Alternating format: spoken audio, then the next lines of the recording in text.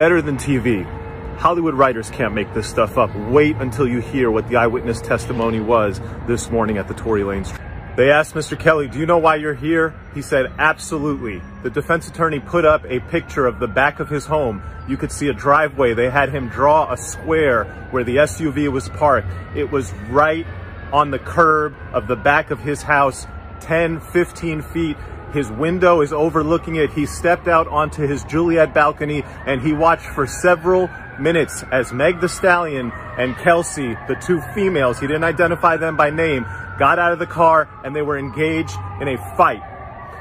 It was violent. It was quite aggressive. It started with arguing that woke him up in the middle of the night. Where his house is, often him and his son are woken up in the middle of the night by people who stop in and around the back of his home. This was another night, arguing, escalation, two women fighting. He watched the whole thing while standing on his balcony. Oh my God, it gets crazier. As he looked down on a fight that he described as quite violent, he then saw the larger gentleman, this is presumably the security guard Quan, come and violently try to separate them. Eventually, all four were involved in what he called an aggressive, everyone fighting, essentially just a melee, a free-for-all between four people in the middle of the night, right outside of his back window. He said at one point he saw one woman go back towards into the car. At that point, he saw a muzzle flash. Then he said there was a man, and after the first few shots from the woman came off, he saw the man getting involved with the woman and more shots went off. On cross-examination, the prosecutor asked him, did you see the man shoot? He said, yes, I saw the shorter man with a gun shooting violently in the air at least 5 times. Okay, wait, what? That's not what you just testified. Then the defense attorney went back and asked him, I thought you said you saw the woman and then you saw the man shoot. And he's like, yeah, you have to understand, it was just a crazy free-for-all and it all happened very quickly. And then he said the most shocking thing that has come out in this case, which is that after the shots went off, one woman crawled further away, that the 3 people then went over there and beat her violently while she was on the ground. They picked her up. They looked like they were going to drag her and throw her into the river. Instead, they dragged her across the street, put her in the car, and drove off.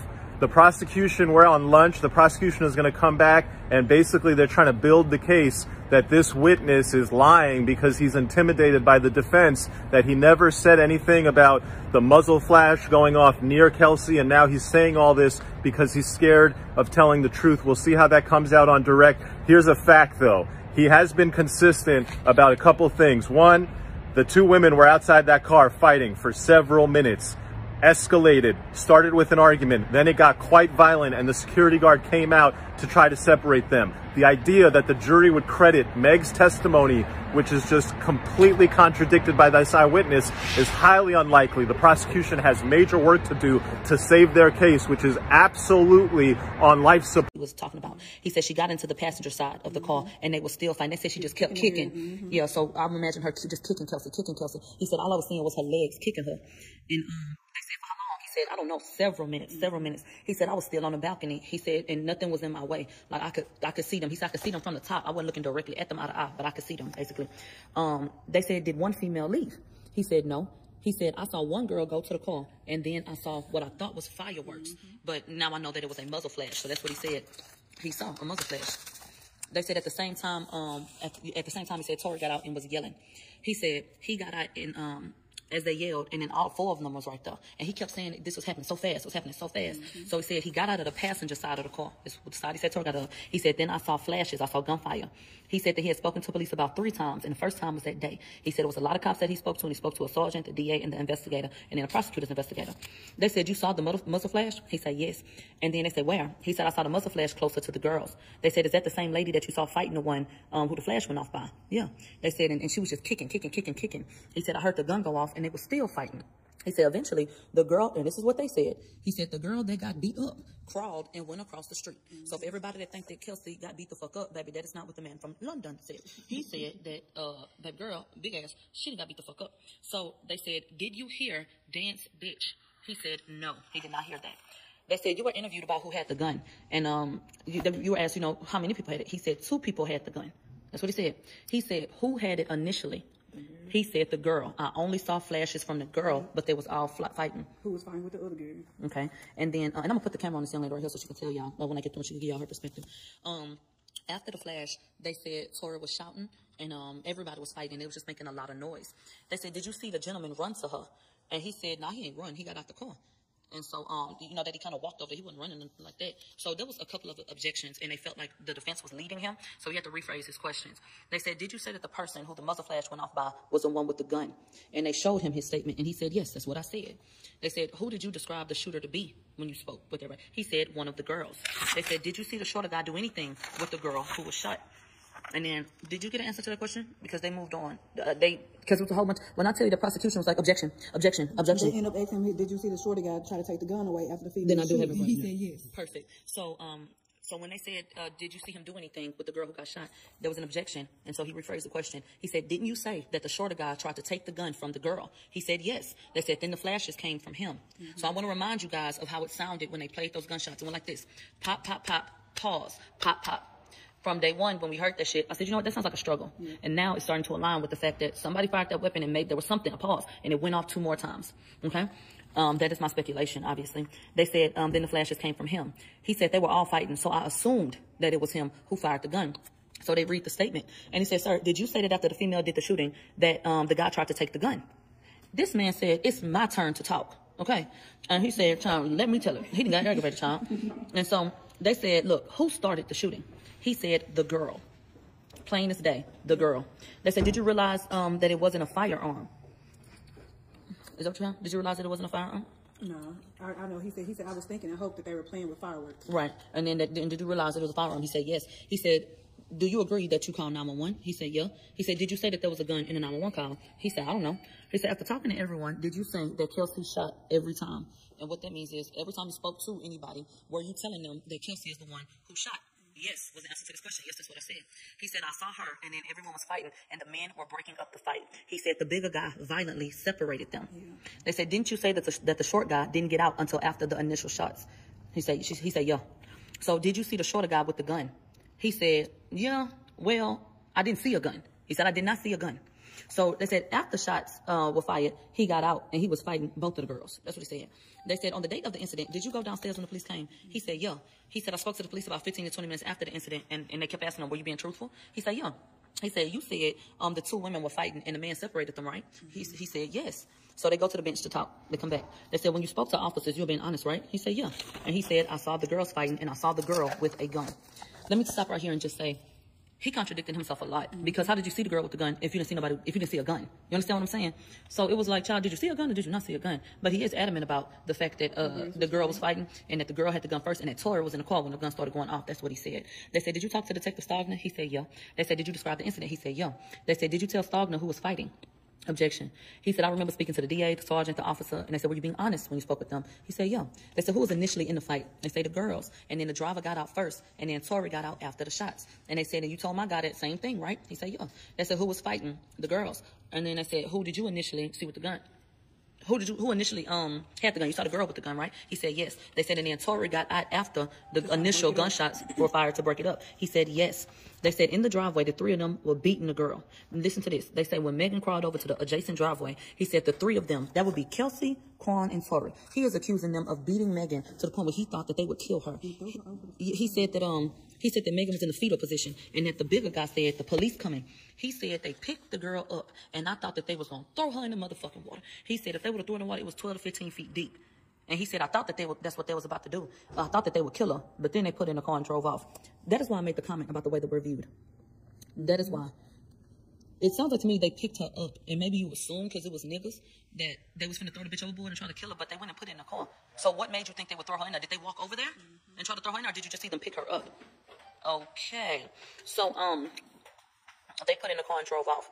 He said he was awakened when they were arguing. So he did not, see them get out the car, but he saw Kelsey get out the car for this fight. He said Megan climbed back into the car and the passenger doors were open. He said the larger guy walked around to the front of the car. And then we go to cross-examination. They said the counsel asked you about the 911 call. What did you say? He said that there was a violent attack and that they were beating girls. And they gave an objection. They came back and they brought the question again. He said they were beating the girls. Yes, that's what I said. Now get this. Don't let them leave this part out. He said, that is what I said on the phone call because that's what they were doing. They were hitting him and beating him. And they were offensively beating the girl. He said, so, that's what happened. And they said, you testified about a short guy getting out of the back, right? Yes. When the small guy got out, they all fought. He said he got out and he was shouting a lot. They were all shouting. They said, didn't you tell us, quote, the chap in the car was firing the gun? He said, yes. He said, but they were all fighting. He said, I saw the short guy shoot all over everywhere, about 4 to 5 shots. And then they played the audio. Now, this is where my problem comes in at. You said that you didn't see a gun. And you said that Kelsey initially, fired the gun. There were only 5 shots fired. So what the hell have you heard? And what the hell is going on? We'll be back very soon.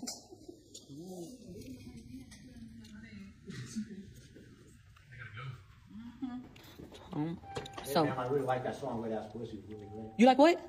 What song you like? Wet Ass Pussy. Who I look like to you? Megan Thee Stallion. You think I sing that song? Yeah. I don't.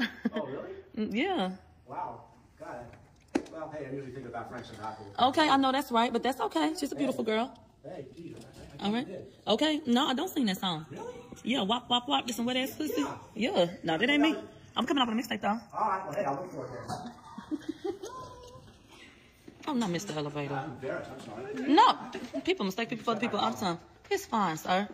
And I like Frank Sinatra, too. Yeah, well, you got something there. Okay. You gotta do something, but hey. Okay. I'm not fine. You have a good day. Thank you, man. When I tell you cannot make this shit up. Are you kidding me? I didn't even catch what he said. All I heard was pussy. Yeah, he said, I like that song. I like that song, Wet Ass Pussy. I'm like, what? Oh, Okay. All right.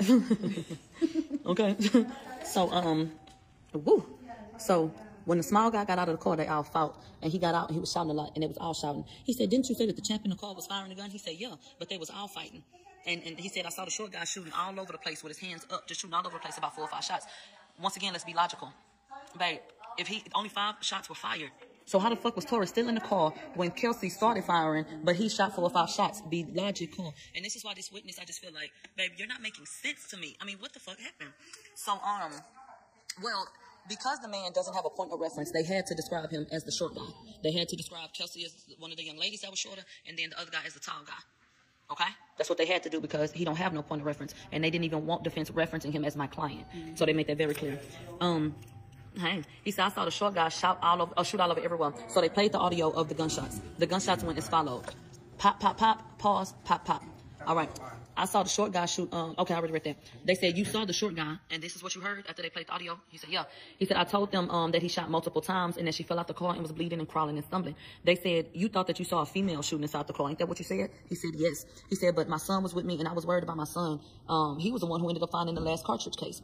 And he said, but I never saw a gun. So if you never saw a fucking gun, nigga, how the fuck you saw Tory shooting a gun 5 times? What the fuck are you talking about? Please. Let this man go home, because this is botched. He said, didn't you say, I see what appears to be the girl shooting in the car, into the car. Yes. Quote, he was shooting and she was just kicking, and she crawled across the street into a ball. They said, what did Tory say as he fired the gun? This man said it was a torrent of abuse. They were saying, motherfucker this, motherfucker that. He said, but it was all of them. He said, but Tory was going crazy and he was agitated. Here go, Ken Barbie. He was going crazy. Child, he said, yeah, he was going crazy. That fit his narrative. And then they were done and they wanted a redirect. Okay. Mr. Kelly, they said you spoke with my guy on January 5th, 2021, right? And you talked to the prosecution's people in September 2021. He said, yeah. And you agreed that you spoke to police and said that my client was in the car when shots were initially fired. He said, yes. And when you saw that muzzle flash closer to Kelsey, my client was in the car. He said, yes.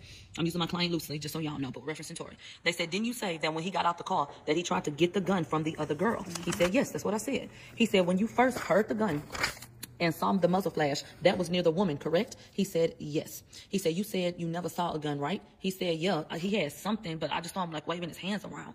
And he said it was just all this fighting and yelling, and the girls was fighting, and he just got out cussing. They said, who did you see fire the first shot?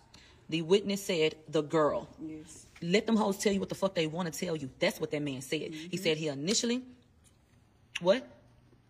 It's 3 people sitting right here. They talking about that's not what was said. Use a motherfucking lie. What? I'm sorry. No, you're fine. No, I'm putting somebody that just got blocked. But I'm telling you exactly what was said. But you knew that already. So if you feel like you identify more with them, go over there. Because I'm gonna tell you what I saw and what I wrote down. But and I want y'all to hear from other people as well, so y'all can get into what they heard. But if have I been wrong yet, you guys? No. Okay. Got the same note. Okay. So then they do a recross. They said, this prosecution now, was your interview recorded? When we did it, he said, I don't know. They said, did he tell you the interview was recorded? He said, absolutely not. They said, would that be important to you? He said, yeah, I want to know that I was, being recorded. They said, did you say that Tory was outside of the vehicle when the shit went down? He said, yeah. He said, did you say that all of them were out of the vehicle when the shots was fired? He said, yeah. So don't they contradict his last statement where he said that Tory was in the car? That's why I'm not fooling with this one. They said, when was the first time that you said it was a girl? He said, in the beginning. He said, on the 911 call, did you mention a girl? He said, no. Listen, when you spoke to Officer Diaz, did you mention a girl? He said, no. But at the time, I didn't realize I was being recorded. What significance does that bear? And for me, they were trying to establish that he didn't mention a girl until he met with the defense. So they're trying to paint a picture that you basically changed your story because you went over here to do this and talk to them. Now, they went to the bench and they said that we could go to lunch. And that is what happened, okay?